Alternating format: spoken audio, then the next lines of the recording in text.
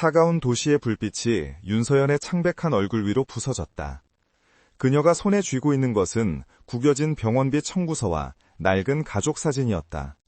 사진 속에서는 환하게 웃고 있었지만 지금 그녀의 눈은 텅 비어 있었다.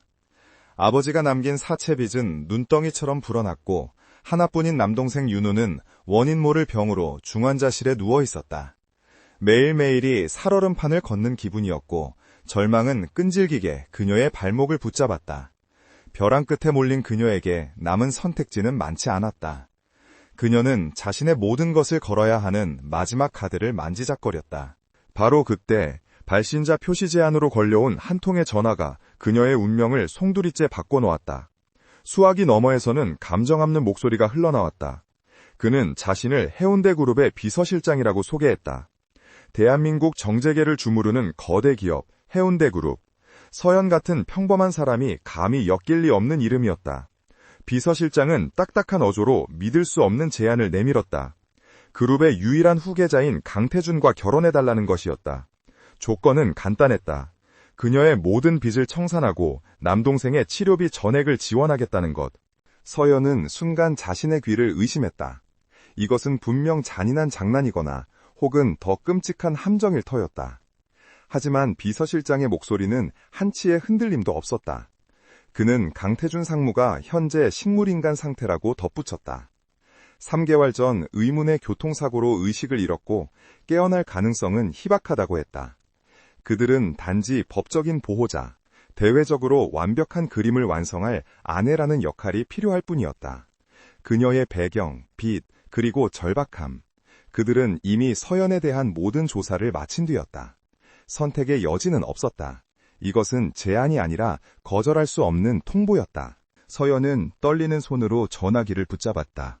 심장이 얼음장처럼 차가워졌다. 살아있는 사람이 아닌 그저 숨만 붙어있는 존재와 결혼하라는 말이었다.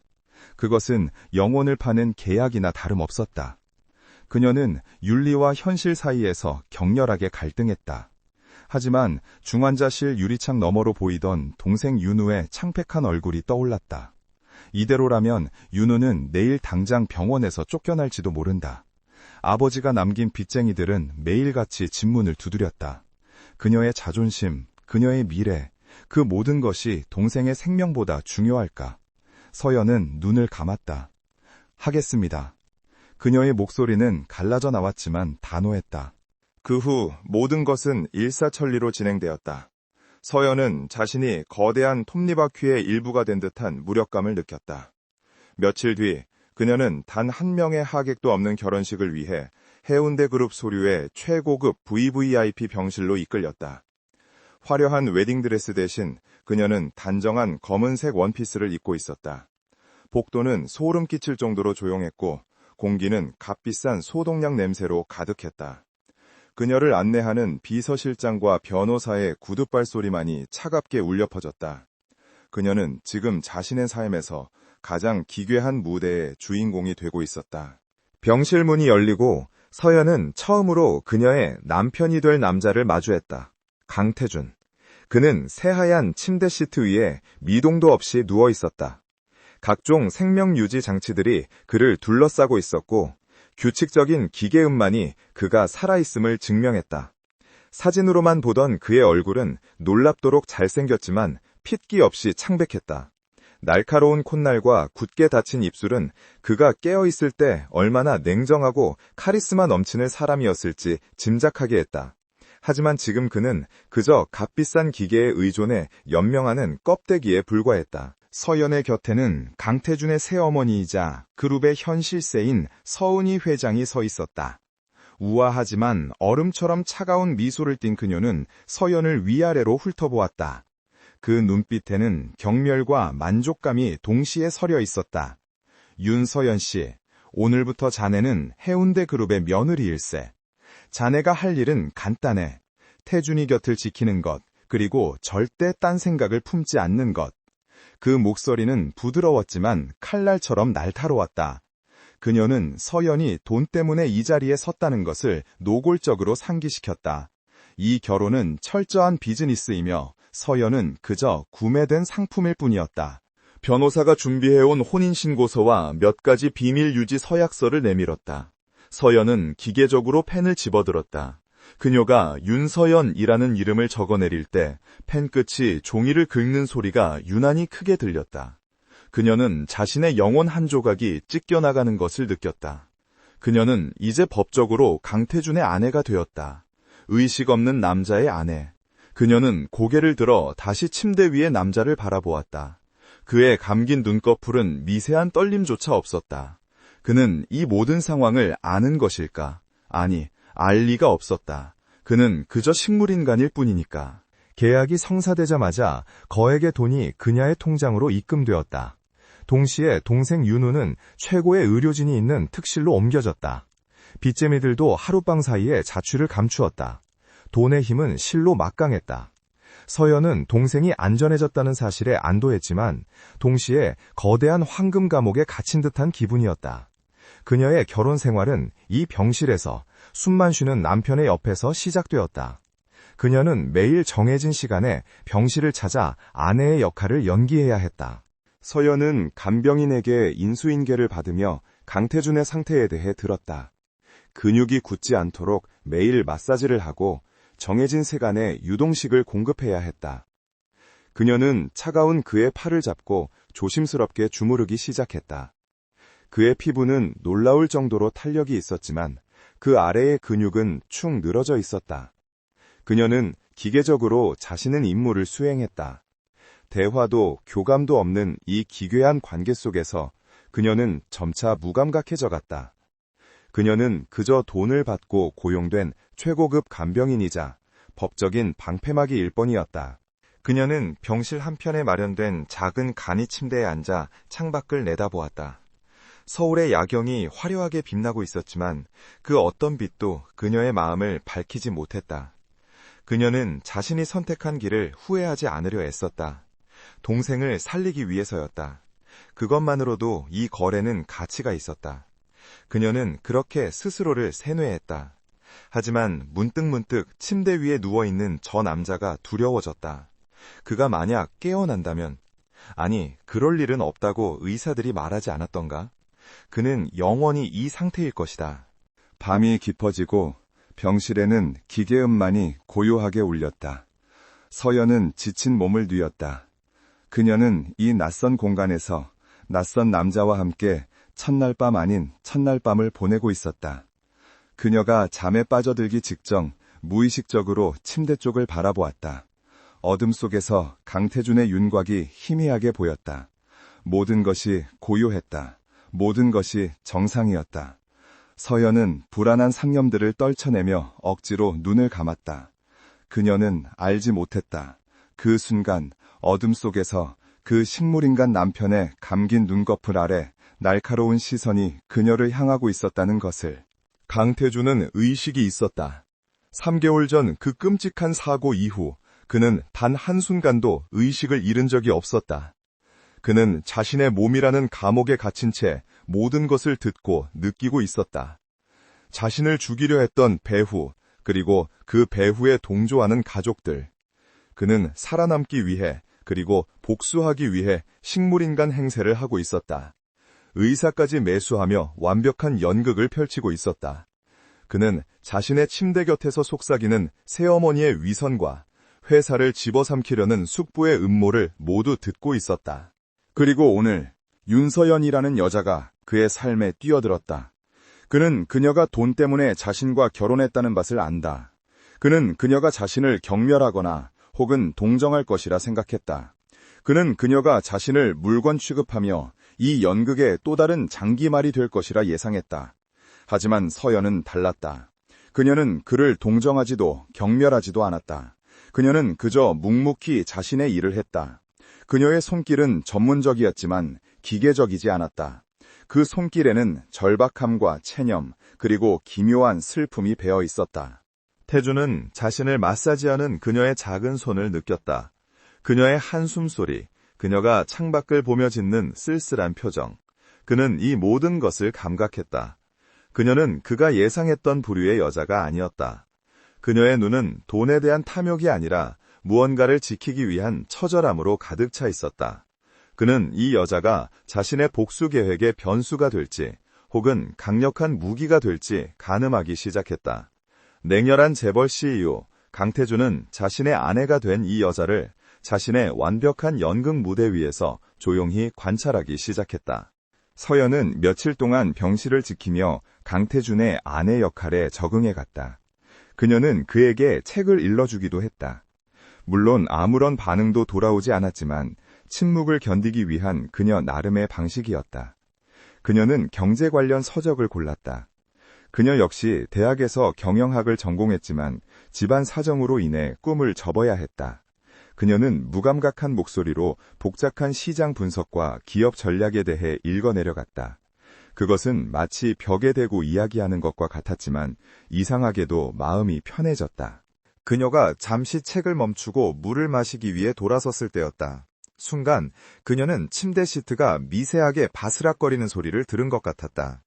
그녀는 고개를 돌려 태준을 바라보았다. 그는 여전히 미동도 없었다. 잘못 들었나? 그녀는 중얼거리며 다시 자리에 앉았다. 하지만 방금 전에 그 느낌, 누군가 자신을 지켜보고 있는 듯한 오싹한 감각이 등골을 스쳤다. 그녀는 병실 안을 둘러보았다. 카메라도 없었고 그녀와 식물인간 남편 외에는 아무도 없었다. 서연은 자신의 신경이 날카로워진 탓이라 생각하며 고개를 저었다. 하지만 그날 밤 그녀는 또다시 이상한 낌새를 느꼈다. 간병인이 잠시 자리를 비운 사이 그녀는 태준의 팔을 닦아주고 있었다. 그때 그녀의 손목을 스치는 무언가가 있었다. 그것은 분명 태준의 손가락이었다. 아주 미세했지만 분명한 움직임이었다. 서연은 숨을 멈췄다. 그녀는 놀란 눈으로 태준의 얼굴을 바라보았다. 하지만 그는 여전히 깊은 잠에 빠진 듯 평온했다. 설마 그녀의 심장이 거세게 뛰기 시작했다. 이것은 단순한 근육경련일까? 아니면 그녀는 자신의 삶이 예상보다 훨씬 더 복잡하고 위험한 소용돌이에 휘말렸을지도 모른다는 불길한 예감에 휩싸였다. 윤서연의 새로운 삶은 해운대 그룹의 심장부 강태준의 본가인 거대한 저택 청하원에서 시작되었다. 그녀의 짐이라고는 낡은 여행 가방 하나가 전부였지만 그녀가 배정받은 방은 웬만한 호텔의 스위트룸보다 더 넓고 화려했다. 통유리창 너머로 잘 가꿔진 정원이 보였고 방 안은 값비싼 가구와 예술품들로 채워져 있었다. 하지만 이 모든 화려함 속에서 서연은 숨이 막혔다. 이곳은 집이 아니라 차갑고 거대한 황금 세장이었다. 그녀는 자신이 이 집안의 일원으로 받아들여진 것이 아니라 그저 강태준의 부속품으로 배치되었음을 직감했다. 저택에서의 첫날 저녁 식사는 악몽 그 자체였다. 긴 마호가니 테이블 끝에는 강태준의 새어머니인 서은희 회장이 앉아 있었고 그 옆에는 남편의 동생이자 그룹의 부회장인 강민혁이 자리했다. 서은희는 여전히 우아한 미소를 짓고 있었지만 그 눈빛은 병실에서보다 훨씬 더 차가웠다. 강민혁은 노골적인 경멸을 담은 시선으로 서연을 훑어보았다. 그는 기름진 목소리로 서연의 집안 배경을 비꼬듯 물었고 서연이 대답할 때마다 콧방귀를 뀌었다. 식탁에 오른 음식들은 최고급이었지만 서연은 모래알을 씹는 듯했다.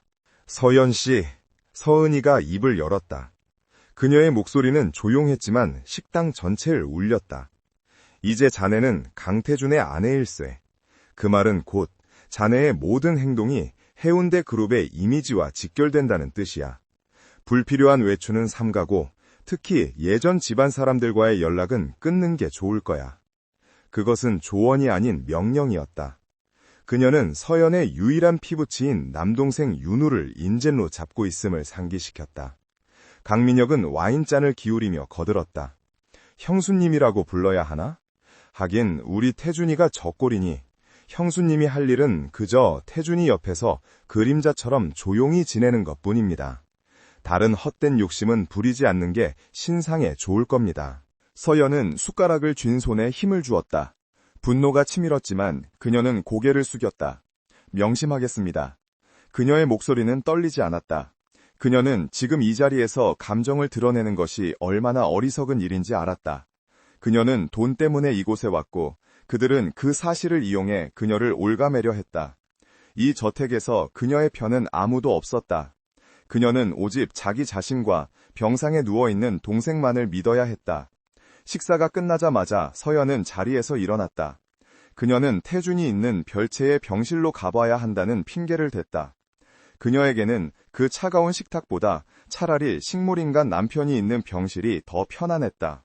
강태준은 저택 내에 특별히 마련된 최첨단 의료시설을 갖춘 별채에 머물고 있었다. 서연은 이제 매일 밤 이곳에서 그를 간호하며 잠들어야 했다. 그녀는 익숙한 손길로 간병인에게 인계를 받고 태준의 상태를 점검했다. 바이탈 사인은 안정적이었다. 그녀는 물수건으로 그의 얼굴을 닦아주었다. 지난번 병원에서 느꼈던 미세한 손가락의 움직임, 그것이 환각이었는지 아니면 현실이었는지 그녀는 여전히 혼란스러웠다. 그녀는 그의 얼굴을 유심히 살폈다. 굳게 닫힌 눈꺼풀, 미동도 없는 속눈썹. 그는 완벽한 식물인간처럼 보였다. 하지만 강태준은 깨어 있었다. 그는 자신의 방에 들어서는 서연의 발걸음 소리, 그녀의 숨소리, 심지어 그녀가 자신을 바라볼 때의 미묘한 감정 변화까지 감지하고 있었다. 저녁 식사 자리에서 서은이와 강민혁이 그녀에게 무슨 짓을 했을지 뻔히 짐작할 수 있었다. 그는 이 여자가 얼마나 버틸지 궁금했다. 대부분의 사람들은 돈 앞에서는 쉽게 무너지고 위협 앞에서는 비굴해졌다. 그는 서연 역시 그럴 것이라 예상했다. 그녀는 그저 자신의 계획이 성공할 때까지만 필요한 쓰고 버릴 말에 불과했다. 서연은 그날 밤에도 책을 읽기 시작했다. 이번에는 경제서적이 아니라 그녀가 좋아했던 오래된 소설책이었다. 그녀의 차분한 목소리가 병실을 채웠다. 태준은 눈을 감은 채 그녀의 목소리에 귀를 기울였다. 이상하게도 그녀의 목소리는 그의 날카로운 신경을 미묘하게 건드렸다. 그것은 계산된 위선이나 동정이 아니었다. 그녀는 그저 자신을 위해 이 숨막히는 현실에서 잠시나마 벗어나기 위해 책을 읽고 있었다. 그녀의 목소리에 담긴 외로움과 슬픔이 그에게 전달되었다. 며칠이 흘렀다. 서연은 저택의 냉대와 감시 속에서 자신만의 규칙을 만들어갔다. 그녀는 아침 일찍 일어나 정원을 산책했고 낮에는 태준의 병실을 지켰다. 서운이는 그녀에게 아내로서의 교양을 가르친다며 가정교사를 붙였지만 서연은 그것이 감시의 일환임을 알았다. 강민혁은 수시로 병실을 드나들며 태준의 상태를 확인하는 척 서연을 떠보았다. 우리 태준이 정말 아무런 차도가 없나? 형수님이 밤낮으로 간호하는데도 말이야.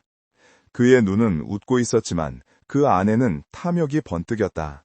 그들은 태준이 하루빨리 법적으로 사망하거나 혹은 그에 준하는 상태가 되길 바라고 있었다. 서연은 그들의 위선을 묵묵히 견뎌냈다. 그녀는 자신에게 주어진 역할에 충실했다. 태준의 근육이 굳지 않도록 매일 몇 시간씩 마사지를 했다. 그녀의 손길은 전문 간병인보다 더 세심했다. 그녀는 이것이 자신의 일이며 동생의 목숨값이 걸린 일이라고 생각했다. 그녀가 태준의 다리를 주무르던 어느 날 오후였다. 그녀는 무심코 태준의 발바닥을 강하게 지압했다. 바로 그 순간 태준의 다리 근육이 그녀의 소나기 안에서 미세하게 수축하는 것을 느꼈다. 서연은 숨을 멎었다. 그녀는 손을 떼고 태준의 얼굴을 바라보았다. 그는 여전히 평온했다. 방금 분명히 그녀는 다시 한번 같은 부위를 눌렀다. 이번에는 더 확실했다. 근육이 꿈틀거렸다. 이것은 단순한 반사작용일 수도 있었다. 하지만 지난번의 손가락 움직임과 연결되자 거대한 의심이 그녀의 머릿속을 휘저었다. 만약 이 남자가 식물인간이 아니라면, 만약 이 모든 것이 연극이라면, 서연은 온몸에 소름이 돋는 것을 느꼈다. 그녀는 주위를 둘러보았다. 병실 안에는 아무도 없었다. 그녀는 태준의 귀에 가까이 다가갔다. 그리고 아주 작은 목소리로 속삭였다. 강태준 씨, 만약 내 말이 들린다면 아주 조금이라도 좋으니까 반응해봐요. 그녀의 심장이 미친 듯이 뛰었다. 그녀는 그의 얼굴에서 작은 변화라도 찾아내려 애썼다. 1초, 2초, 10초. 아무런 일도 일어나지 않았다. 그의 얼굴은 가면처럼 무표정했다. 서연은 긴장이 풀리며 헛웃음이 나왔다. 내가 미쳤나봐. 절박하니까 헛것이 보이나? 그녀는 스스로를 자책하며 자리에서 일어났다. 하지만 서연이 돌아선 바로 그 순간 강태준의 심박수 그래프가 모니터 위에서 아주 미세하게 그러나 분명하게 흔들렸다. 태준은 이를 악물고 있었다. 방금 그 순간 그는 하마터면 모든 것을 망칠 뻔했다. 이 여자의 속삭임은 그의 심장을 관통하는 날카로운 칼날 같았다. 그녀는 그가 예상했던 것보다 훨씬 더 예리했다. 그는 이 여자가 자신의 비밀을 눈치채기 시작했다는 것을 깨달았다. 그는 서연을 경계해야 했다. 하지만 동시에 알 수 없는 흥미를 느꼈다. 이 재미없는 연극에 드디어 변수가 등장한 것이다. 그날 밤 서연은 잠을 이룰 수 없었다. 낮에 있었던 일은 그녀의 머릿속을 떠나지 않았다. 그녀는 태준의 침대 옆 간이 침대에 누워 어둠 속에서 미동도 없는 그의 실루엣을 바라보았다. 정말로 모든 것이 그녀의 착각일까? 아니면 이 거대한 저택, 이 위선적인 가족들 사이에서 거대한 음모가 진행되고 있는 것일까? 그녀는 자신이 돈 때문에 발을 들인 이곳이 단순히 돈 많은 사람들의 불행한 가정이 아니라 서로를 잡아먹으려는 맹수들의 소굴일지도 모른다는 공포를 느꼈다. 그녀는 자신도 모르게 태준을 관찰하기 시작했다. 이전에는 그저 간호 대상으로만 여겼지만 이제 그는 의심의 대상이 되었다.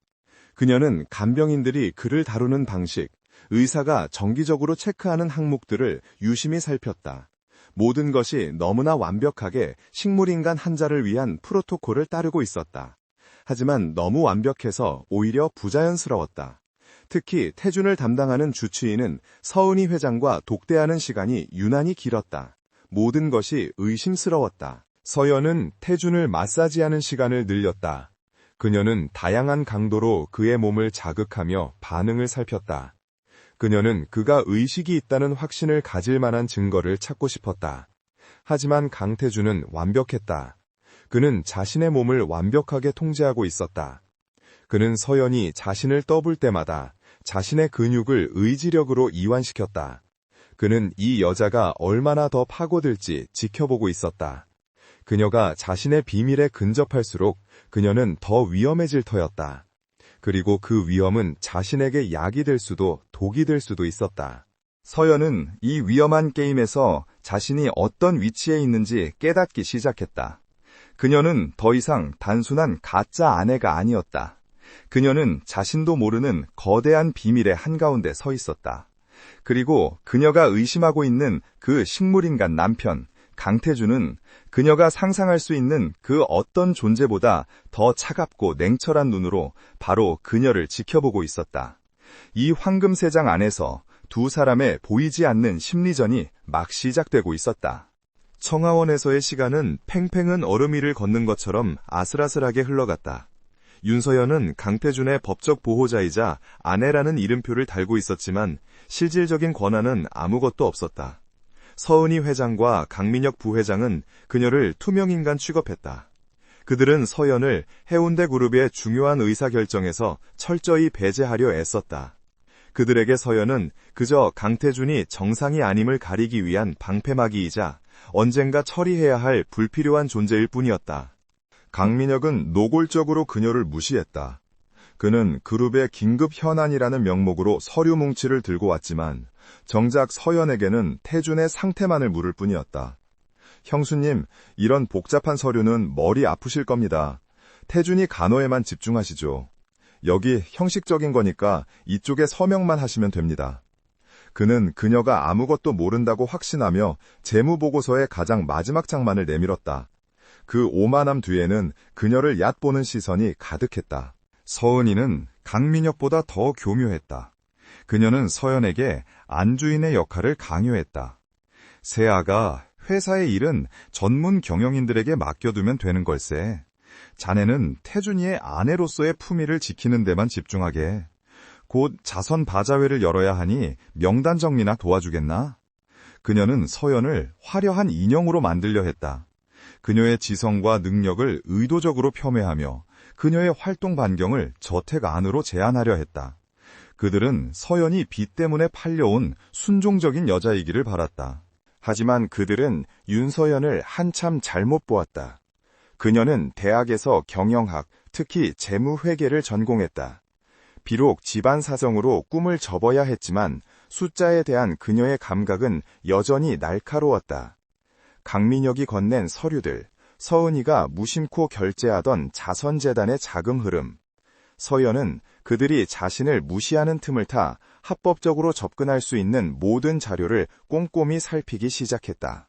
그녀는 생존을 위해, 그리고 자신을 올가매는 이들의 약점을 찾기 위해 움직였다. 그녀의 눈에 이상한 흐름이 포착된 것은 며칠이 지나지 않아서였다. 강민혁이 서명을 받아간 보고서 중 하나, 해운대 건설과 이름도 생소한 자회사 간의 내부 거래 내역이었다. 표면적으로는 완벽한 서류였지만 컨설팅 비용으로 지급된 금액이 비정상적으로 높았다.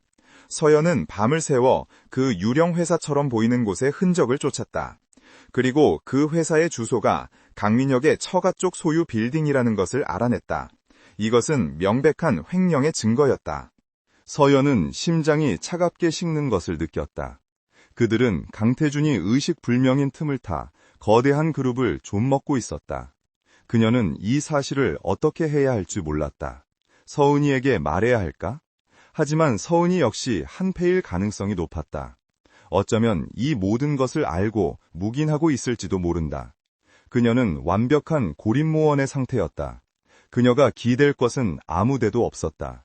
이 비밀은 그녀를 살릴 수도 혹은 죽일 수도 있는 위험한 칼날이었다. 이 거대한 음모의 증거를 발견하자 강태준에 대한 의심은 더욱 짙어졌다. 그가 정말 이 모든 것을 모른 채 누워만 있는 것일까? 이 날카롭고 위험한 집안에서 그가 유일한 후계자로서 아무런 방비도 없이 당하고만 있다고? 서연은 고개를 저었다. 병실 침대 위에 누워있는 저 남자의 완벽한 무표정이 오히려 더 부자연스럽게 느껴졌다. 그녀는 지난번의 근육 경련과 심박수 변화가 단순한 착각이 아니었음을 거의 확신했다. 그는 연기를 하고 있는 것이었다. 그녀는 증거가 필요했다. 그가 의식이 있다는 확실한 증거. 그녀는 그날 이후로 더욱 세심하게 그를 관찰했다. 그녀는 간병인이 하는 모든 행동을 따라하면서도 그보다 한 걸음 더 나아갔다. 그녀는 그에게 말을 걸었다. 이전처럼 책을 읽어주는 것이 아니라 마치 그가 깨어있는 사람인 것처럼. 강민혁 부회장이 오늘 다녀갔어요.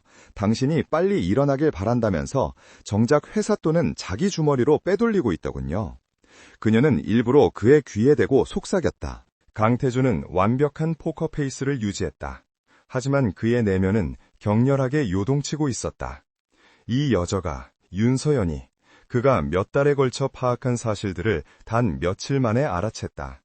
그녀는 그가 예상했던 것보다 훨씬 더 똑똑하고 대담했다. 그녀는 지금 자신을 시험하고 있었다.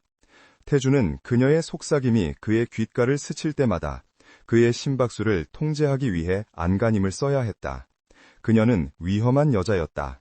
하지만 동시에 그가 찾던 유일한 변수일지도 몰랐다. 서연은 그의 미동 없는 반응에 실망하지 않았다. 오히려 확신이 들었다. 그가 반응하지 않는 것이 아니라 반응을 참고 있는 것이라는.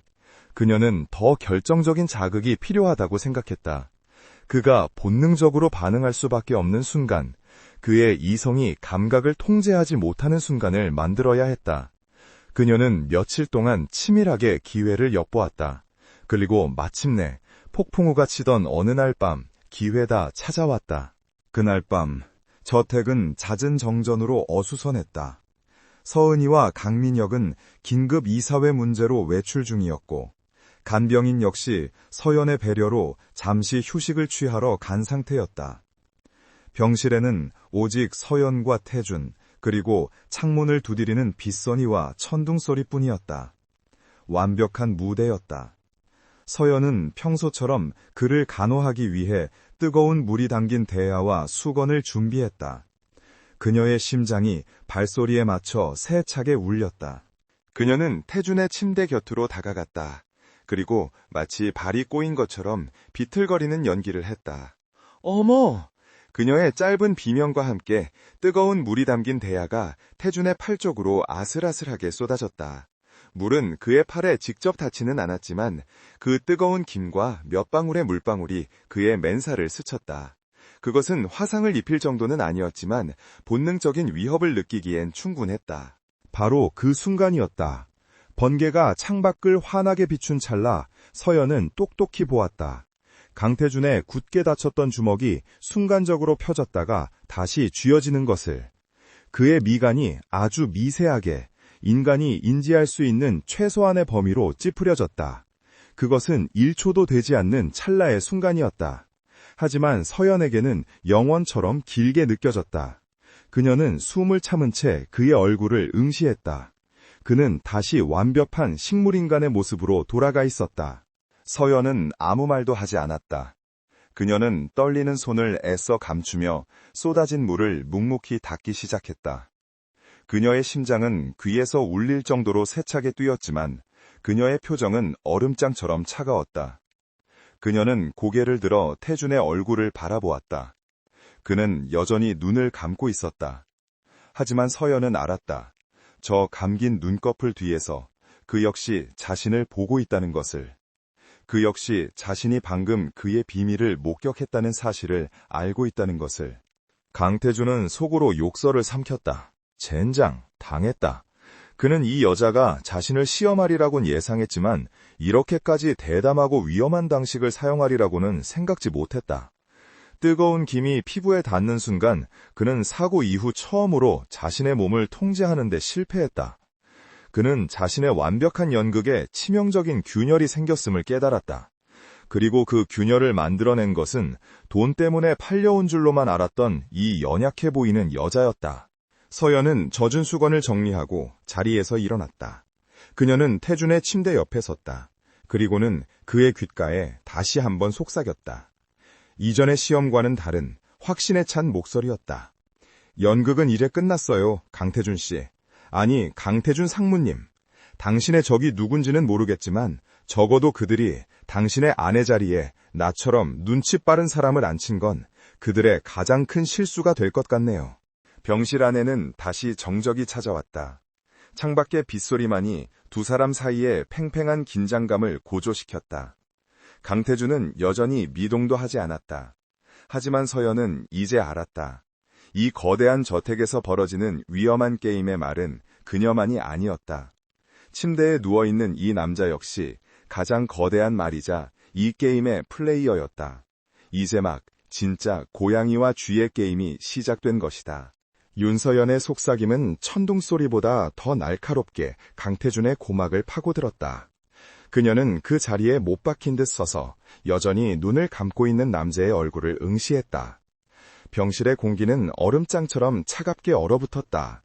서연은 자신의 심장이 터질 것처럼 세차게 뛰는 소리를 들으며 상대방의 반응을 기다렸다. 그녀는 방금 자신의 목숨을 건 도박을 던졌다. 만약 그가 정말 식물인간이었다면 그녀의 행동은 미친 짓에 불과했다. 하지만 만약 그가 깨어 있었다면 그는 이제 선택을 해야 할 터였다. 강태준의 내면은 분노와 당혹감, 그리고 아주 약간의 감탄이 뒤섞인 폭풍우가 몰아치고 있었다. 이 여자가 감히 돈에 팔려온 주제에 그의 완벽한 계획을, 그가 3개월 동안 목숨을 걸고 지켜온 연극을 망쳐놓으려 하고 있었다. 그는 그녀의 목소리에서 두려움이 아닌 냉철한 확신을 읽었다. 그녀는 그저 떠보는 것이 아니었다. 그녀는 알고 있었다. 그는 이 순간에도 완벽한 식물인간처럼 숨소리 하나 흐트러뜨리지 않았다. 그는 이 여자가 어디까지 나올지 지켜보기로 했다. 그녀가 가진 패가 무엇인지 전부 확인해야 했다. 서연은 그의 침묵이 긍정이든 부정이든 상관없다는 듯 행동했다. 그녀는 쏟아진 물을 닦던 수건을 집어들고 천천히 의료기기들이 모여있는 콘센트 벽 쪽으로 걸어갔다. 수많은 전선이 거미줄처럼 얽혀 있었고 그 끝에는 태줄의 생명 유지에 필수적인 기계들이 연결되어 있었다. 빗물은 여전히 창문을 거세게 때리고 있었고 저택의 전력은 불안정하게 깜빡였다. 당신이 왜 이러고 있는지 모르겠어요. 서연은 벽을 등진 채 여전히 침대를 바라보며 말했다. 그녀의 목소리는 이제 속삭임이 아니었다. 하지만 이것 하나는 알아요. 서은희 회장과 강민혁 부회장은 당신이 영원히 이 상태이길 바라고 있다는 거. 어쩌면 당신을 이렇게 만든 게 그들일지도 모르죠. 그녀는 젖은 수건을 만지작거렸다. 물이 뚝뚝 떨어져 바닥을 적셨다. 내가 오늘 강민혁 부회장의 비자금 내역을 찾았어요. 당신이 쓰러진 직후부터 그들은 아주 체계적으로 회사를 좀먹고 있더군요. 강태준의 심장이 쿵 하고 내려앉았다. 그녀가 비자금 내역까지 알아냈다고? 그것은 그가 자신의 최측근을 통해 몇 달간 비밀리에 추적하던 정보였다. 이 여자는 도대체 정체가 무엇인가? 그녀는 그가 상상했던 것보다 훨씬 더 깊숙이 파고들고 있었다.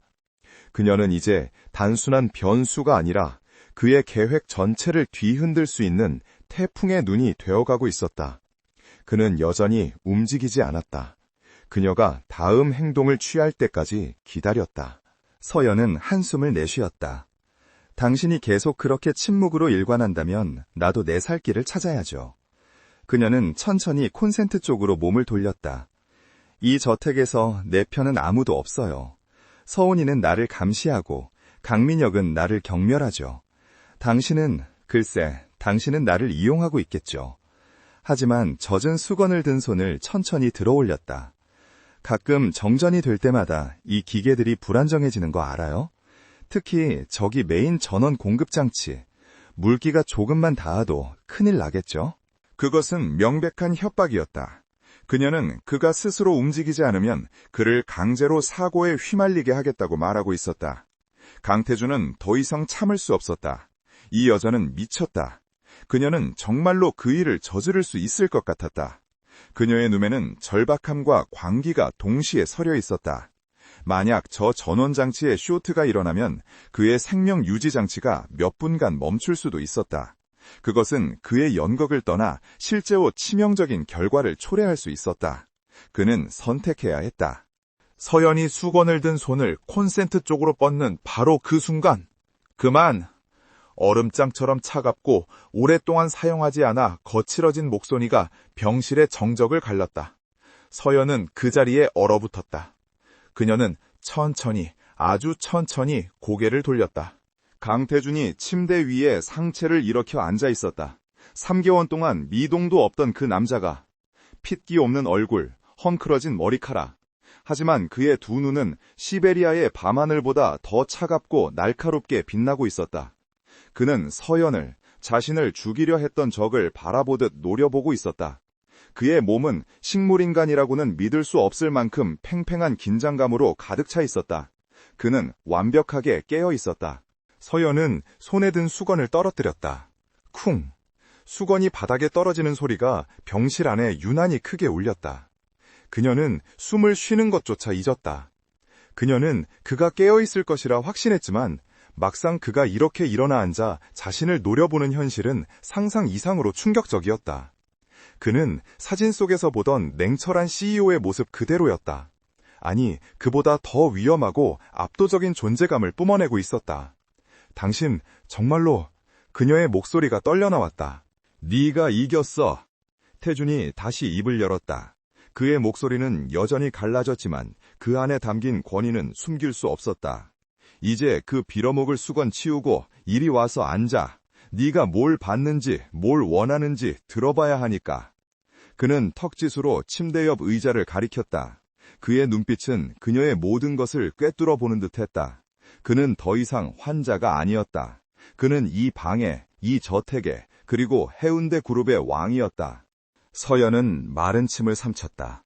그녀는 지금 대한민국에서 가장 위험한 남자 중 하나와 단둘이, 그것도 그가 가장 취약해야 할 순간에 그의 비밀을 정면으로 마주하고 있었다. 그녀는 천천히 그가 가리킨 의자로 걸어가 앉았다. 그녀의 다리가 후들거렸지만 그녀는 애써 태연한 척 허리를 꼿꼿이 세웠다. 그녀는 이 남자에게 약하게 보이는 순간 모든 것을 빼앗길 것임을 직감했다. 태주는 그녀를 몇 초간 말없이 응시했다. 그는 그녀의 얼굴에서 공포와 놀라움, 그리고 그 밑에 숨겨진 강한 호기심과 결의를 읽었다. 네 말이 맞아. 난 3개월 전 사고 직후부터 깨어 있었어. 그가 드디어 모든 것을 인정했다. 날 죽이려 했던 놈들을 잡기 위해 식물인간 행세를 하고 있었지. 누가 당신을? 서연이 물었다. 그게 바로 네가 알아낸 사람들이야. 내 숙부 강민혁, 그리고 내 새어머니 서은이. 태준의 목소리에는 일말의 감정 동요도 없었다. 그는 마치 날씨 이야기를 하듯 자신을 죽이려 한 가족들의 이름을 내뱉었다. 그들은 내가 병원에 있는 동안 회사를 완전히 장악할 계획이었지. 그리고 적당한 시점에 나를 자연스럽게 떠나보낼 생각이었을 거야. 의사까지 매수했으니까. 서연은 머리가 띵했다. 그녀가 막연하게 추측했던 음모가 상상보다 훨씬 더 끔찍한 현실이었음을 깨달았다. 그럼 나하고의 결혼은? 그것도 그들의 계획 일부였지. 태준이 차갑게 웃었다. 그들은 내가 의식이 없는 동안 내 재산을 관리하고 법적인 방패막이가 되어줄 꼭두각시가 필요했어. 특히 강민혁이 함부로 내 재산에 손대지 못하도록 막아줄, 하지만 자신들의 통제하에 둘 수 있는 완벽한 인형. 그게 바로 너였지, 윤서연. 빚에 쪼들리고 동생의 병원비 때문에 뭐든 할 수밖에 없는 여자. 서연은 주먹을 꽉 쥐었다. 그들은 처음부터 그녀를 철저히 이용했다. 그녀의 절박함을 파고들어 그녀를 이 위험한 게임의 한복판에 던져 넣었다. 분노가 치밀었지만 그녀는 지금 감정을 드러낼 때가 아님을 알았다. 그녀는 눈앞의 남자를 바라보았다. 그럼 이제 어쩔 거죠? 내가 당신의 비밀을 알았으니 나도 처리할 건가요? 태주는 그녀의 대담한 질문에 처음으로 흥미롭다는 듯한 표정을 지었다. 그는 침대에서 몸을 더 일으켜 그녀에게로 상체를 기울였다. 처리? 그가 낮게 웃었다. 널 처리하기엔 네가 너무 유용해졌어, 윤서연 씨. 넌 내가 예상하지 못했던 내 적들이 만든 최고의 실수야. 넌 그들의 감시망을 뚫고 그들의 핵심 증거까지 찾아냈지. 넌 내 눈과 귀가 될 수 있어. 서연은 그의 의도를 즉각 파악했다. 나더러 당신의 스파이가 되라는 건가요? 스파이? 태주는 고개를 저었다. 아니, 내 아내 역할을 제대로 하라는 거야. 법적인 내 대리인으로서, 내 보호자로서 네가 당연히 해야 할 일들을 하는 거지. 다만 이제부터는 내 지시를 받아서. 그는 그녀의 눈을 똑바로 바라보았다. 물론 선택은 네가 하는 거야. 지금 당장 이 방을 나가서 서은이에게 내가 깨어났다고 소리칠 수도 있지. 그럼 넌 아마 즉시 거액의 돈을 받고 이혼당하거나 혹은 동생과 함께 사라지게 될 거야. 날 배신한 대가는 치러야 하니까. 그는 다시 한번 그녀에게 선택지를 주었다. 하지만 이번에는 거절할 수 없는 제안이었다. 서연은 자신이 이미 이 남자의 소나기에 들어왔음을 깨달았다. 그녀가 그의 비밀을 알아낸 순간 그녀의 운명은 그와 엮여버렸다. 내가 뭘 하면 되죠? 서연이 마침내 입을 열었다.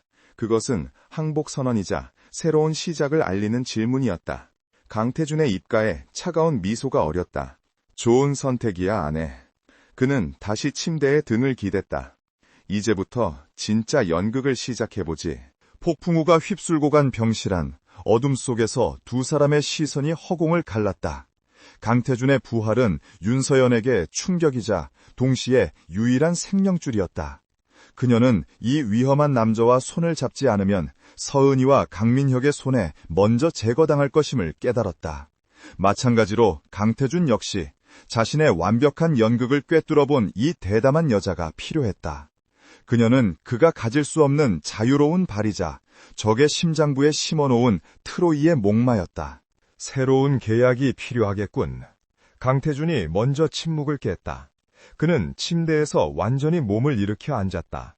3개월간 누워만 있었다고는 믿기지 않을 만큼 그의 눈빛은 형형했고 목소리에는 힘이 실려 있었다. 난 계속 식물인간으로 누워 있어야 해.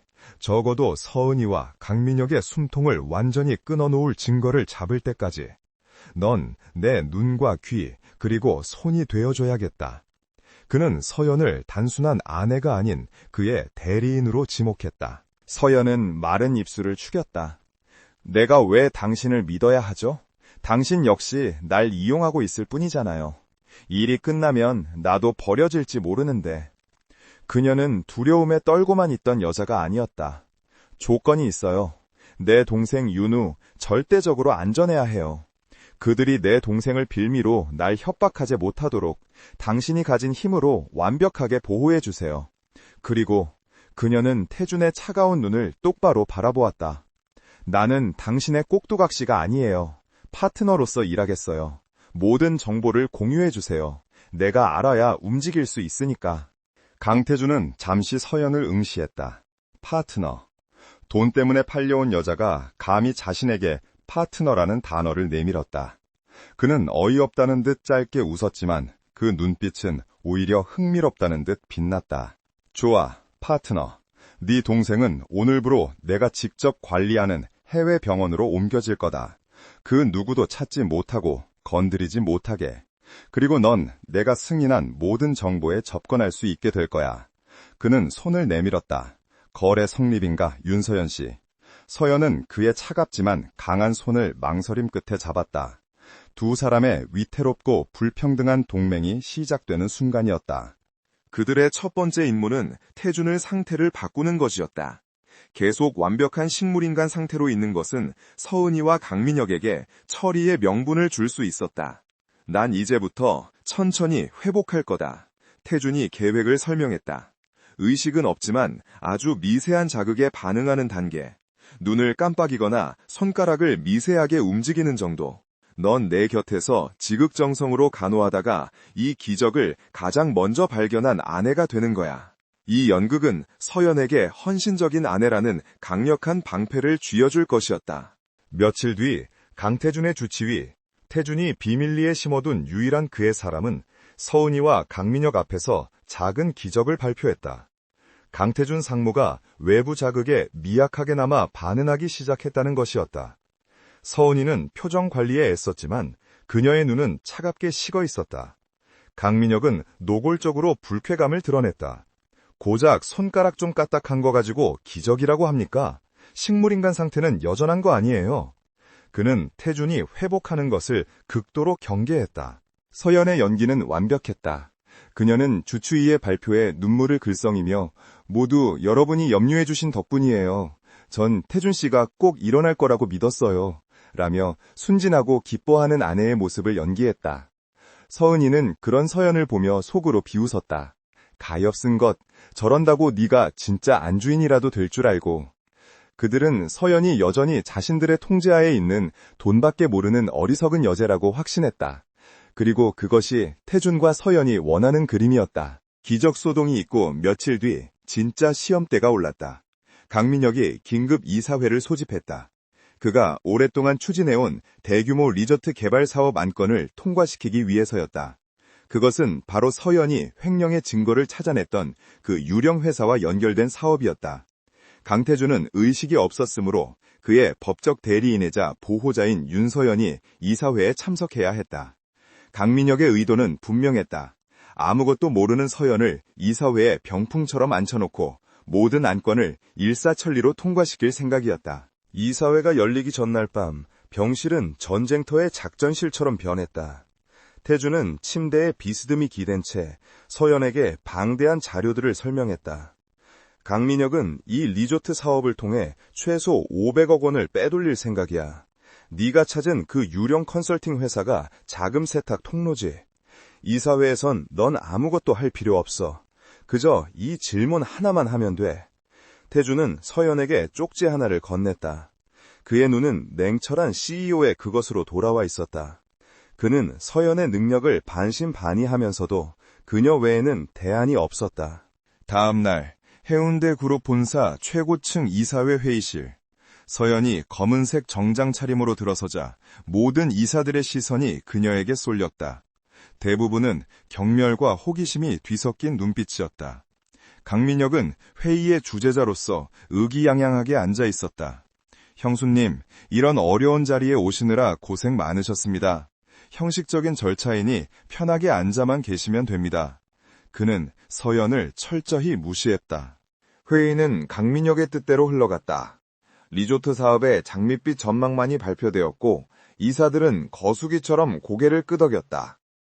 마침내 강민혁이 최종 승인을 위해 의사봉을 들려던 순간이었다. 잠깐만요. 조용하지만 단호한 목소리가 회의실의 정적을 깼다. 윤서연이었다. 모든 시선이 다시 그녀에게 집중되었다. 강민혁의 미간이 찌푸려졌다. 형수님, 하실 말씀이라도? 서연은 자리에서 일어났다.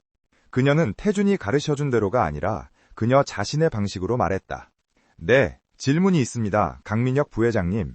그녀는 강민혁이 나눠준 보고서의 특장 페이지를 펼쳤다. 보고서 42페이지, J&H 파트너스와의 컨설팅 계약건입니다. 계약금이 전체 예산의 15%에 달하는데 이 회사의 구체적인 실적이나 레퍼런스를 보고서 어디에서도 찾을 수가 없네요. 혹시 이 회사가 부회장님의 처가 소유 빌딩에 입주한 페이퍼 컴퍼니는 아닌가요? 회의실은 순간 얼어붙었다. 이사들의 눈이 휘둥그레졌다. 강민혁의 얼굴은 하얗게 질렸다. 그가 횡령 통로로 이용하던 회사의 이름과 주소가 저 아무것도 모르는 줄 알았던 계집애의 입에서 정확하게 거론되었다. 형수님, 지금 무슨 근거 없는 소리를... 강민혁이 버럭 소리를 질렀다. 하지만 서연은 눈 하나 깜짝하지 않았다. 근거가 없는지는 감사를 해보면 알겠죠. 저는 제 남편 강태준 상무의 법적 대리인으로서 이처럼 불투명한 예산이 포함된 안건에 대해 승인을 보류할 것을 요청합니다. 그것은 완벽한 한방이었다. 서연은 횡령을 주장한 것이 아니라 그저 질문과 보류 요청을 했을 뿐이다. 하지만 그 파급력은 엄청났다. 다른 이사들 역시 강민혁의 독주를 못마땅해 하던 참이었다. 서연이 불을 지피자 여기저기서 감사의 필요성이 제기되기 시작했다. 결국 리조트 사업 안건은 보류되었고 강민혁은 이사회에서 완벽하게 체면을 구겼다. 서연은 그 혼란을 뒤로하고 조용히 회의실을 빠져나왔다. 그날 밤 병실로 돌아온 서연은 지친 기색이 역력했다. 하지만 그녀의 눈은 전과 달리 강하게 빛나고 있었다. 태준은 그녀가 병실 문을 열고 들어서는 순간부터 이 모든 상황을 실시간으로 보고받고 있었다.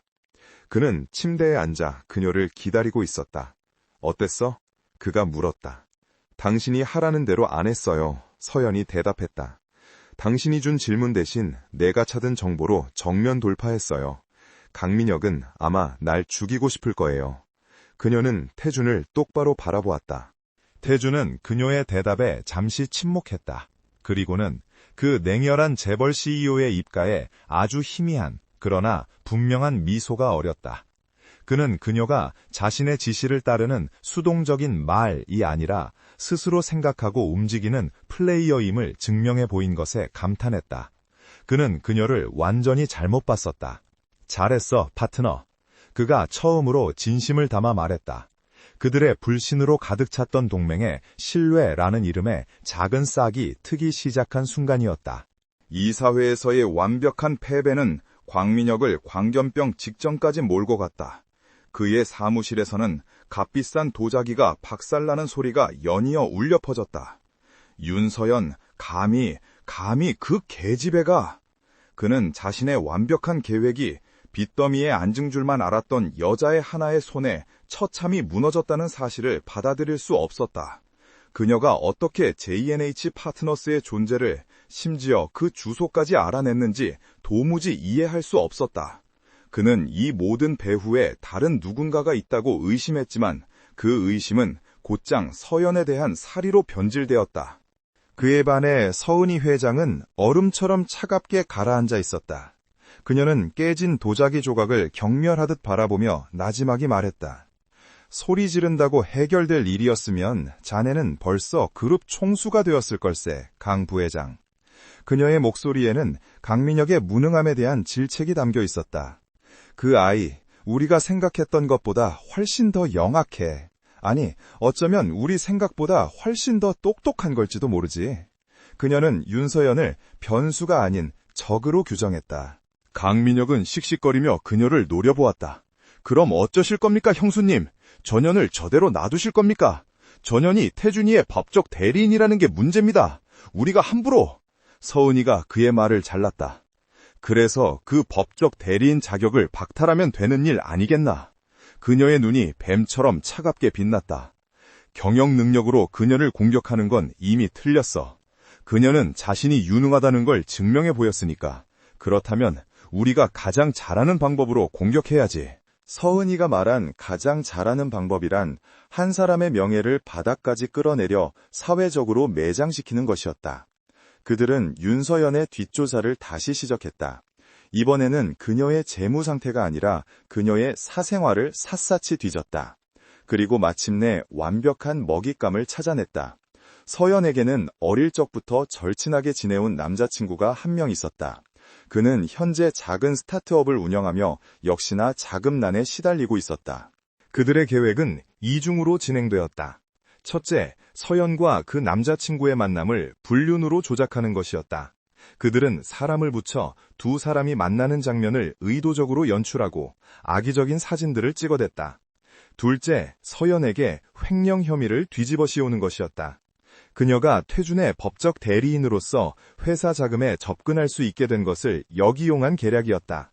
강민혁은 재무팀에 자기 사람을 시켜 서연이 마치 남동생의 해외 특수 치료비 명목으로 거액의 자금을 빼돌린 것처럼 서류를 조작했다. 그들은 서연이 돈 때문에 태준과 결혼했다는 사실을 이용해 그녀가 결국 돈에 눈이 멀어 횡령까지 저질렀다는 시나리오를 완성했다. 이 모든 음모는 물밑에서 빠르고 은밀하게 진행되었다. 하지만 서은이와 강민혁이 간과한 것이 있었다. 윤서연은 더 이상 혼자가 아니었다. 그리고 그녀의 파트너인 강태준은 그들보다 훨씬 더 거대하고 어두운 정보망을 쥐고 있었다. 서연이 이사회에서 강민혁을 궁지에 몰아놓은 직후 태준은 이미 그들의 반격을 예상하고 자신의 그림자 팀을 가동시켰다. 그들이 당신의 예친구에게 접근했습니다. 태준의 비밀 수석 비서가 병실을 찾아와 보고했다. 그는 주추위로 위장해 정기적으로 태준을 만나는 유일한 외부 인력이었다. 그는 이어서 재무팀에서 일어나고 있는 조작의 증거들도 내밀었다. 병실 안 서연의 얼굴은 하얗게 질렸다. 그 사람, 그 친구는 아무 잘못도 없어요. 단지 저와 가깝게 지냈다는 이유만으로. 그는 자신의 절박함이 주변 사람들까지 위험에 빠뜨리고 있다는 사실에 절망했다. 분노가 치밀었다. 어떻게 이렇게까지? 이게 바로 그들의 방식이니까. 강태준이 차갑게 말했다.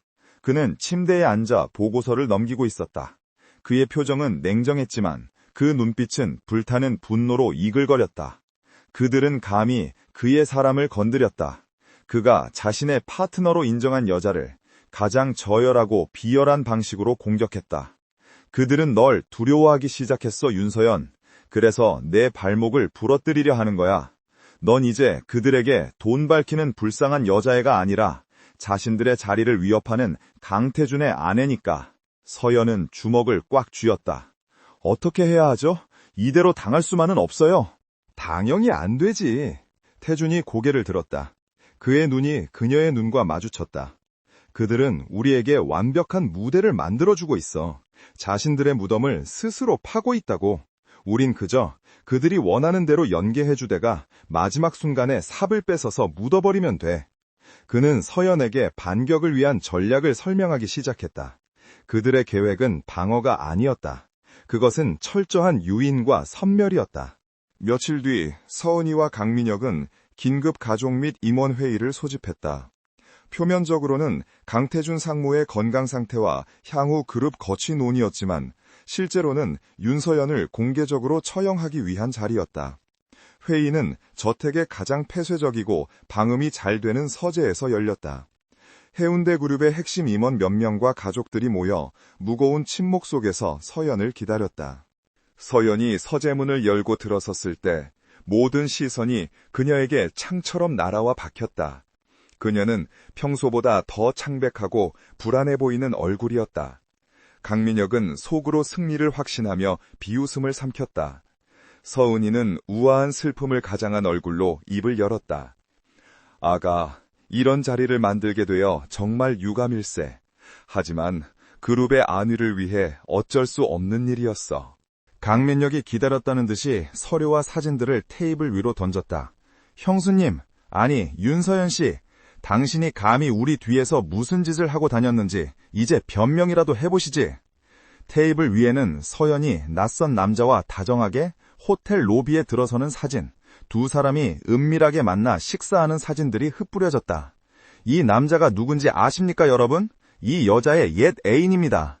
남편이 병상에 누워있는 틈을 타 옛 애인과 놀아난 겁니다. 임원들 사이에서 경악과 수군거림이 터져나왔다. 서연은 충격받은 듯 입술을 깨물었다. 서은이가 결정타를 날렸다. 그뿐만이 아닐세, 강 부회장. 그녀는 또 다른 서류처를 내밀었다. 윤서연 씨는 태준이의 법적 대리인이라는 지위를 이용해 무려 100억 원에 달하는 회사 자금을 횡령했네. 자신의 남동생 치료비와 저 남자와의 유흥비로 썼겠지. 모든 것이 완벽했다. 불륜과 횡령. 윤서연은 이제 변명의 여지조차 없이 해운대 그룹의 수치가 되었다. 강민혁은 의기양양하게 외쳤다. 당장 윤서연 씨의 모든 권한을 정지하고 법적 대리인 자격을 박탈해야 합니다. 그리고 이 일은... 잠깐만요. 그때까지 침묵하던 서연이 입을 열었다. 그녀의 목소리는 작았지만 이상하게도 서재안의 모든 소음을 잠재웠다. 그녀는 더 이상 창백하고 불안해 보이는 얼굴이 아니었다. 그녀는 천천히 고개를 들었고 그녀의 눈빛은 얼음장처럼 차갑고 날카로웠다. 제가 언제 변명할 기회를 달라고 했나요? 지금부터는 제가 드릴 증거를 보실 차례입니다. 서연은 자신의 가방에서 노트북을 꺼내 테이블 위 스크린에 연결했다. 먼저 불륜에 대해 말씀드리죠. 화면에는 강민혁이 뿌린 사진 속에 그 남자친구가 등장했다. 하지만 그것은 사진이 아니라 영상이었다. 영상 속에서 그 친구는 강민혁의 수하로 보이는 남자에게 멱살을 잡힌 채 협박당하고 있었다. 윤서연과 잤다고 불기만 해. 그럼 이 돈 다 네 거야. 아니면 네 스타트업 내일 당장 공중분해될 줄 알아. 서재아는 찬물을 끼얹은 듯 조용해졌다. 강민혁의 얼굴이 굳어졌다. 이건 조작이야. 조작이요? 서연이 차갑게 웃었다. 그럼 이건 어떻습니까? 그녀는 다음 파일을 열었다.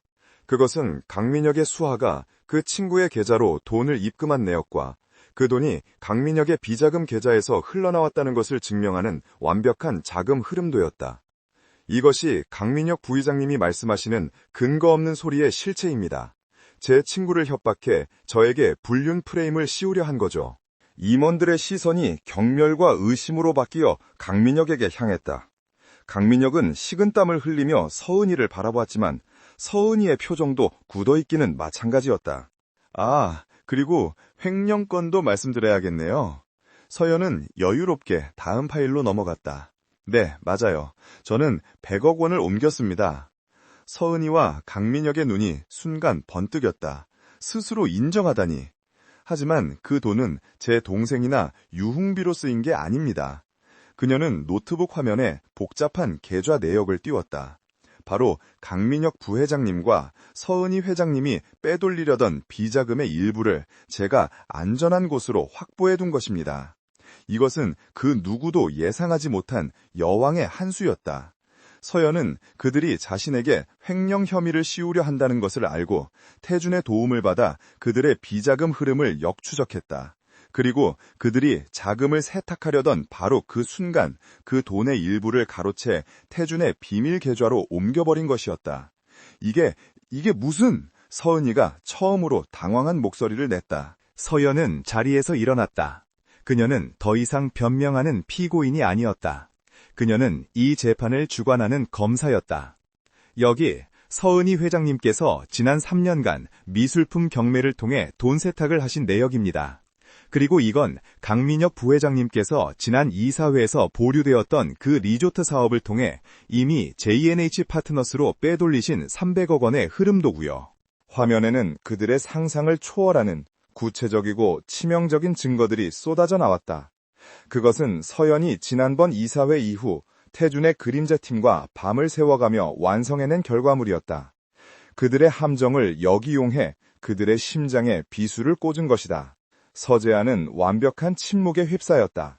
서은희와 강민혁은 유령이라도 본 듯 하얗게 질린 얼굴로 화면을 응시했다. 임원들은 자신들이 방금 무슨 괴물을 목격했는지 깨달은 듯 경악을 금치 못했다. 서연은 노트북을 덤덤하게 덮었다. 저는 제 남편 강태준 상무의 법적 대리인으로서 이 자리에 계신 분들께 공식적으로 요청합니다. 강민혁 부회장과 서은희 회장의 모든 직무를 즉시 정지하고 그룹 차원의 특별 감사를 실시해 주십시오. 그녀의 목소리는 서재 전체를 압도했다. 더 이상 그녀를 돈 때문에 팔려온 아내로 보는 사람은 아무도 없었다. 윤서연의 폭탄 선언은 서재 안의 공기를 찢어발겼다.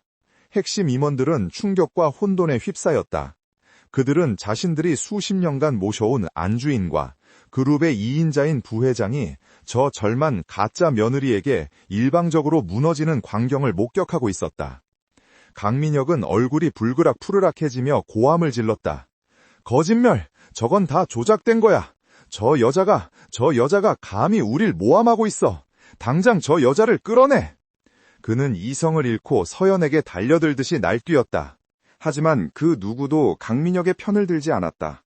서연이 제시한 증거는 너무나 구체적이었고 강민혁이 오랫동안 추진해온 사업들의 불투명한 자금 흐름과 정확히 일치했다. 임원들은 바보가 아니었다. 그들은 이 모든 것이 진짜임을 직감했다. 그들의 시선은 이제 강민혁의 발악이 아닌 서은희 회장의 입을 향했다. 이 모든 음모의 정점에 있는 것은 결국 그녀였으니까. 서은희는 그 순간에도 놀라울 정도의 평정을 유지하려 애썼다. 하지만 그녀의 미세하게 떨리는 턱과 서연을 향한 증오로 불타는 눈빛은 감출 수 없었다.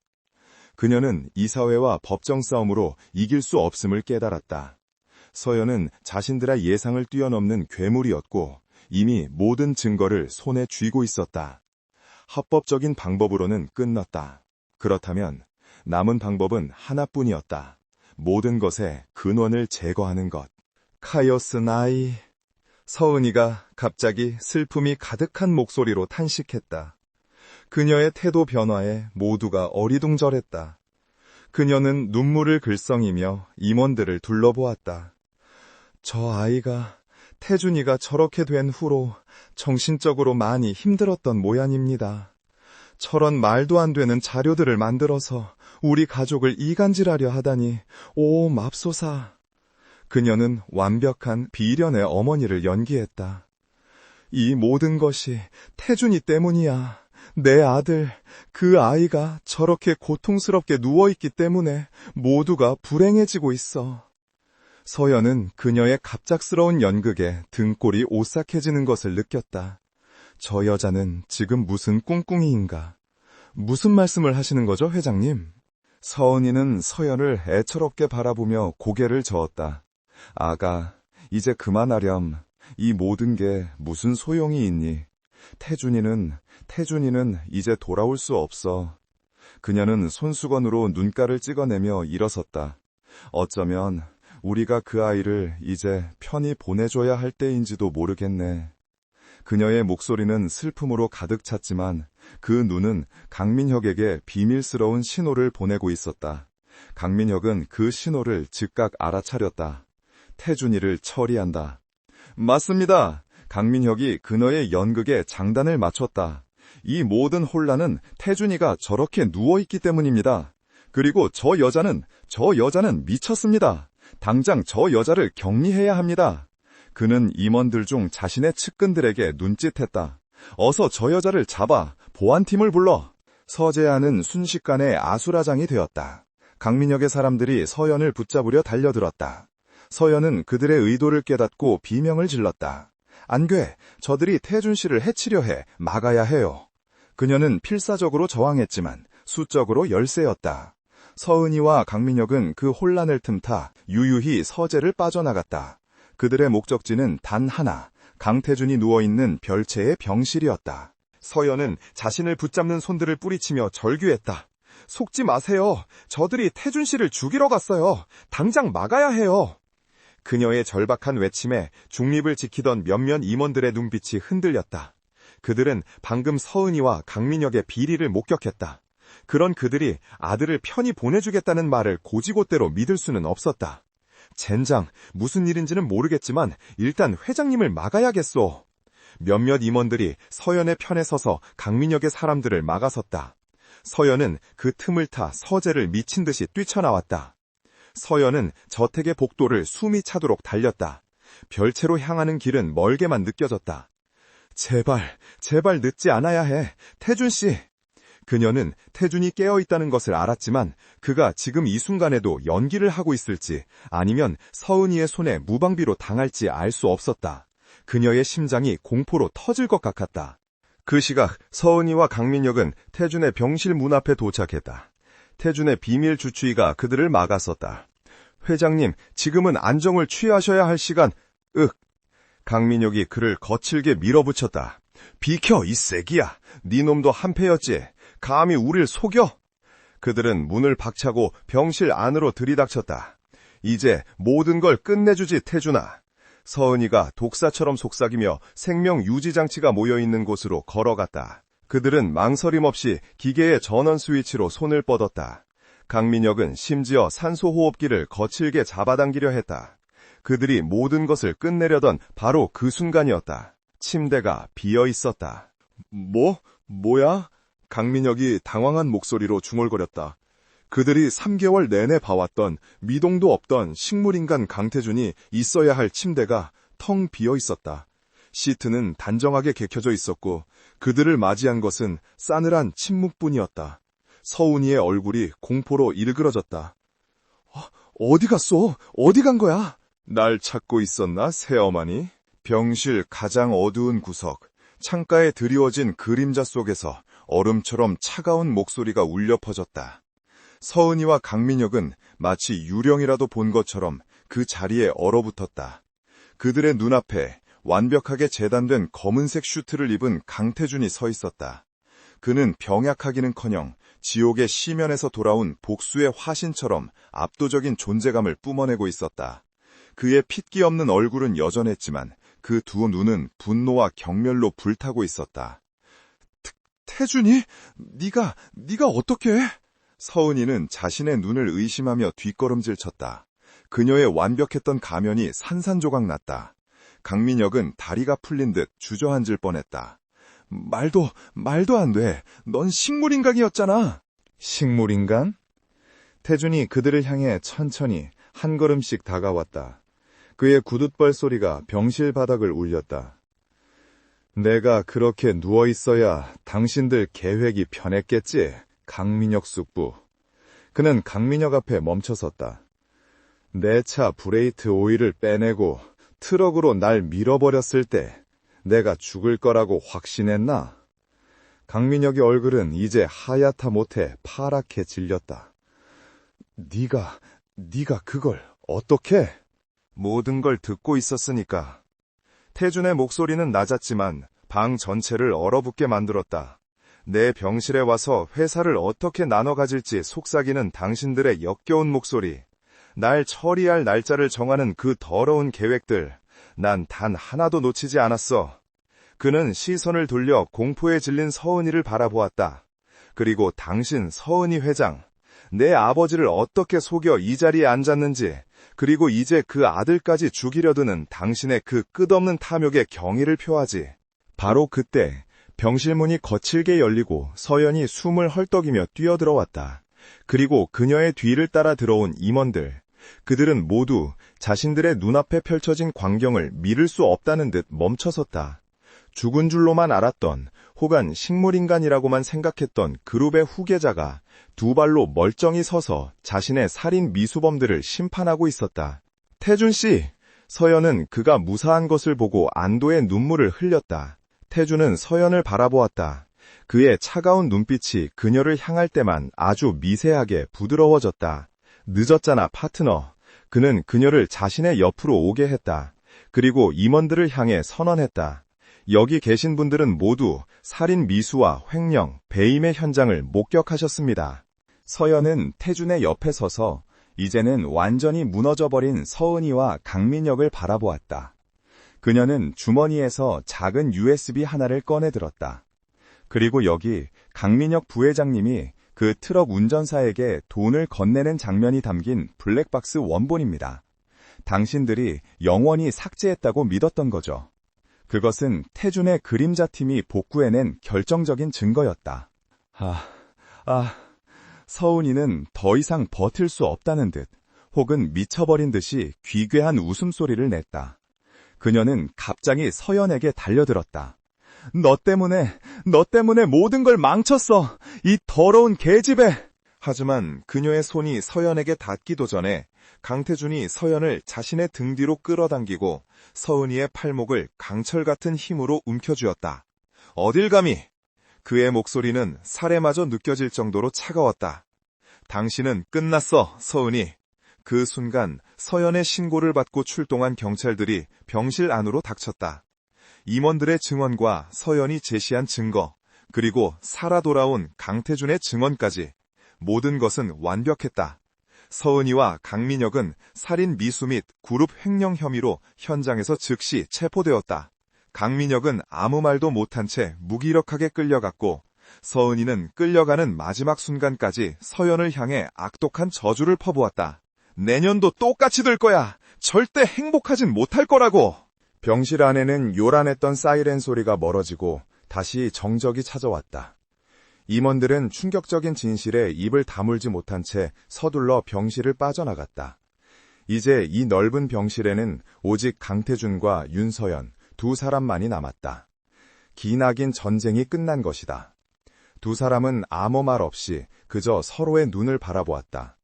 그들의 계약 결혼으로 시작된 이 위험한 연극은 방금 막 가장 극적인 방식으로 막을 내렸다. 경찰이 떠나고 광기와 혼돈으로 가득 찼던 병실에는 무거운 침묵이 내려앉았다. 사이렌 소리가 멀어지자 비로소 모든 것이 끝났다는 현실감이 밀려왔다. 윤서연은 긴장이 풀린 다리가 후들거리는 것을 느끼며 벽에 몸을 기댔다. 방금 전까지만 해도 지옥의 복수기처럼 서 있던 강태준 역시 처음으로 지친 기색을 드러내며 침대 가장자리에 걸터 앉았다. 3개월간의 연극, 그리고 오늘 하루의 격렬한 전투가 끝난 뒤에 탈진이었다. 두 사람은 한동안 아무 말도 하지 않았다. 아니, 할 수 없었다. 그들은 돈과 복수라는 목적 아래 계약으로 묶인 사이였다. 그 목적이 사라진 지금 두 사람 사이에는 어색하고도 미묘한 기류만이 감돌았다. 서연은 자신의 남편이자 파트너였던 저 남자를 어떻게 대해야 할지 몰랐다. 그는 그녀가 알던 식물인간도 그녀가 상상했던 냉혈한 CEO만도 아니었다. 먼저 침묵을 깬 것은 태준이었다. 그는 거칠었던 목소리를 가다듬고 그녀를 돌아보지 않은 채 말했다. 고마워, 윤서연 씨. 그 목소리에는 계산이나 전략이 담겨있지 않았다. 당신이 아니었다면 난 오늘 저들의 손에 정말로 편안하게 떠났을지도 모르지. 아니, 내 계획은 성공하지 못했을 거야. 그는 처음으로 자신의 계획에 당신이라는 변수가 얼마나 절대적이었는지 인정했다. 그의 냉혈한 심장에 그녀가 예상치 못한 균열을 만들었음을. 서연은 그저 고개를 끄덕였다. 그녀 역시 할 말이 많았지만 지금은 아니었다. 그들은 둘 다 휴식이 필요했다. 거대한 폭풍이 지나간 자리에 남은 것은 서로의 존재에 대한 복잡하고 새로운 인식뿐이었다. 그들의 계약은 끝났지만 그들의 관계는 이제 막 시작되고 있었다. 그날 이후 해운대 그룹은 거대한 지진에 휩싸였다. 그룹의 안주인이자 실세였던 서은희 회장과 2인자 강민혁 부회장이 살인 미수 및 수천억 원대 횡령 혐의로 동시에 구속되었다는 뉴스는 대한민국을 발칵 뒤집어 놓았다. 주가는 폭락했고 그룹은 창립 이래 최대의 위기를 맞았다. 그리고 그 혼돈의 중심에 기적처럼 깨어난 황태자 강태준이 있었다. 태준은 자비가 없었다. 그는 병원에서 퇴원하자마자 그룹의 회장 직무대행으로 복귀했다. 그의 복귀 첫날 해운대 그룹의 이사라는 피바람이 불었다. 서은이와 강민혁에게 부역했던 임원들은 모두 해임되었고 그들의 비리에 조금이라도 연루된 부서들은 해체 수중에 감사를 받았다. 태준은 냉혈한 CEO라는 별명에 걸맞게 썩어 문드러진 환부를 도려내는데 일말의 망설임도 없었다. 언론은 그의 귀환을 왕의 귀환이라 칭하며 그의 무자비할 정도의 효율적인 그룹 정상화 과정을 연일 보도했다. 그 격동의 시간 속에서 윤서연은 조용히 자신의 자리를 찾아갔다. 그녀는 더 이상 언론의 주목을 받지 않았다. 태준은 그녀를 철저하게 보호했다. 서연에 대한 모든 기사는 통제되었고 그녀는 충격으로 요양 중인 헌신적인 아내로 잠시 세상의 관심에서 멀어졌다. 그 사이 태준이 약속했던 대로 그녀의 동생 윤우가 해외 특수병원에서의 치료를 마치고 건강한 모습으로 귀국했다. 아버지의 빚은 이미 오래전에 사라졌다. 그녀를 올가매던 모든 족쇄가 풀린 것이다. 서연은 몇 주 만에 처음으로 동생 윤우와 함께 평범한 저녁 식사를 했다. 밝게 웃으며 밥을 먹는 동생의 모습을 보자 서연은 비로소 눈물이 났다. 이 모든 것을 위해 그녀는 지옥을 건넜다.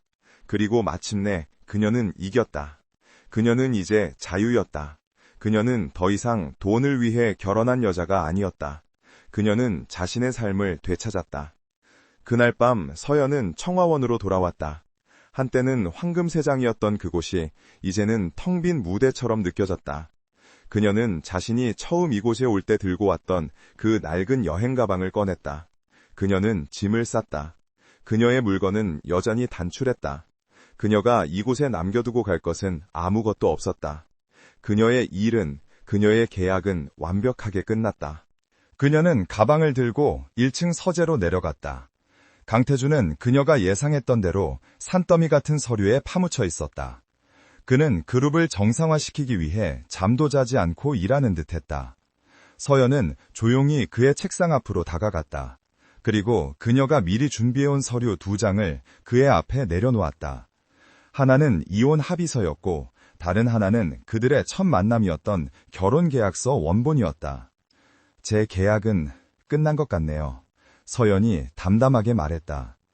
태준은 그제야 서류에서 눈을 떼고 그녀를 바라보았다. 그의 눈은 피로로 붉게 충혈되어 있었지만 이혼 서류를 보는 순간 날카롭게 빛났다. 무슨 뜻이지?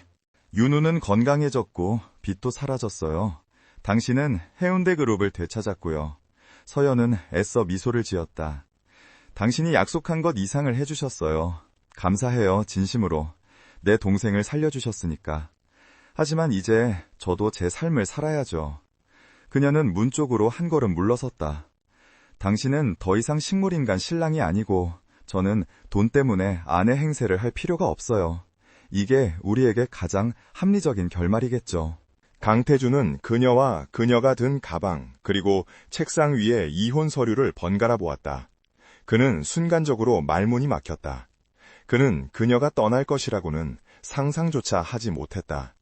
그는 그녀가 서은이와 강민혁을 무너뜨린 파트너였고 자신의 목숨을 구한 사람이었기에 당연히 그의 곁에 있을 것이라 생각했다. 하지만 무엇으로? 계약은 끝났다.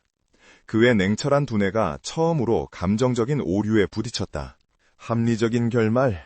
그가 이혼 서류를 집어들며 낮게 을조렸다. 그래, 계약은 끝났지. 그는 자리에서 일어났다. 그리고 서연이 가져온 결혼계약서를 보란듯이 반으로 찢어버렸다. 이 빌어먹을 계약은 확실히 끝났어. 그는 서연에게 다가왔다. 그녀가 뒷걸음질 치려 하자 그가 먼저 그녀의 팔을 붙잡았다. 하지만 이건 찢을 수 없겠군. 그가 남은 이혼 합의서를 구겨쥐었다. 서연은 혼란스러운 눈으로 그를 바라보았다. 무슨? 난 비즈니스에서 손해보는 짓은 안 해, 윤서연 씨. 태준의 운이 그녀의 눈을 정면으로 꿰뚫었다. 널 이대로 내보내는 건 내 인생 최악의 가장 비합리적인 손실이 될 거야. 그는 한 걸음 더 다가섰다. 새로운 계약이 필요해. 무슨 계약이요? 윤서연, 넌 빚 때문에 이 집에 발을 들였지만 지금은 해운대를 구한 여자야. 그의 목소리는 낮고 진지했다. 그리고 날 구한 여자이기도 하고. 그는 구겨준 이혼 서류를 쓰레기통에 던져버렸다. 난 당신을 놓아줄 생각 없어. 파트너로서든 아내로서든. 그는 처음으로 그녀 앞에서 자신의 감정을 비록 서툴고 비즈니스 용어로 포장되었을지언정 드러냈다. 해운대 그룹 기획조정실장 자리, 당신 능력이라면 충분하고도 남아. 물론 내 옆자리라는 조건이 붙겠지만 그것은 강태준식의 가장 그다운 고백이자 프로포즈였다. 사랑한다는 달콤한 말은 없었다. 대신 너를 잃고 싶지 않다는 절박함과 내 옆의 파트너로 평생 함께 해달라는 강력한 요구가 담겨 있었다. 서연은 그를 바라보았다. 자신을 노려보던 식물인간, 자신을 시험하던 냉혈한 CEO, 그리고 지금 자신을 붙잡기 위해 서툰 고백을 하는 한 남자. 그녀는 자신의 인생이 이 남자와 얽히면서 얼마나 격렬하게 변했는지 깨달았다. 그녀는 떠날 수도 있었다. 하지만 그녀는 자신이 이 남자와 함께 위험한 게임을 헤쳐나오면서 그에게 단순한 계약 파트너 이상의 감정을 느끼게 되었음을 인정해야 했다. 서연은 대답 대신 들고 있던 여행 가방에 손잡이를 놓았다. 가방이 바닥에 툭 하고 떨어지는 소리가 서재의 정적을 깼다. 6개월 뒤 해운대 그룹 본사 최고층 이사회 회의실. 신규 호텔 브랜드의 타깃층은 기존의 VVIP가 아닌 합리적 럭셔리를 추구하는 MZ세대로 전환해야 합니다. 빅데이터 분석 결과 윤서현 기획조정실장이 자신감 넘치는 목소리로 프레젠테이션을 이끌고 있었다. 그녀는 더 이상 돈에 쫓기던 창백한 여자가 아니었다. 그녀는 자신의 능력을 완벽하게 증명하고 있는 유능한 임원이었다. 긴 테이블 상석에 앉아있던 강태준 회장은 평소에 냉철한 표정으로 보고를 듣고 있었다. 하지만 그의 입가에는 아주 미세한, 그만이 아는 자부심 어린 미소가 걸려 있었다. 회의가 끝나고 임원들이 모두 빠져나가자 태준이 서연의 손을 잡았다. 오늘 프레젠테이션 완벽했어, 윤 실장. 서연이 웃으며 그의 넥타이를 바로 접어주었다. 칭찬 감사합니다, 강 회장님. 이제 집에 갈까, 여보? 그가 그녀의 손을 잡은 채 나지막이 속삭였다. 두 사람은 나란히 회의실을 걸어내왔다. 돈으로 시작된 거짓 결혼, 식물인간으로 위장한 냉혈한 CEO, 그 위험하고도 치명적이었던 연극은 끝났다. 이제 그들 앞에는 계약이 아닌 진심으로 써내려갈 새로운 내일이 기다리고 있었다. 그들의 진짜 결혼 생활이 막 시작된 참이었다.